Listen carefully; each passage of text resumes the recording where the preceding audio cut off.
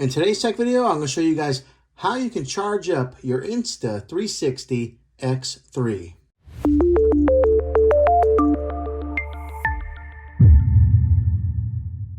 Okay, this is how you charge your X3 here. Now what you're going to want to do is you're going to need two things here.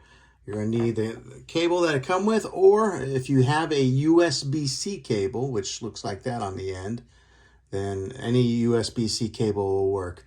Now I have an old iPhone power brick here, and I'm just going to put that in there and then take this USB-C end, and then that's what's going to go into the camera to charge it up. Over here, this is a screen side. If you look over on this side here, you'll pop that up, and then right there is the door that shows the USB-C. You'll take your USB-C cable, put it right in there, just like that, and then take this end in, plug it into a wall, and then that's how you charge up your Insta360 X3.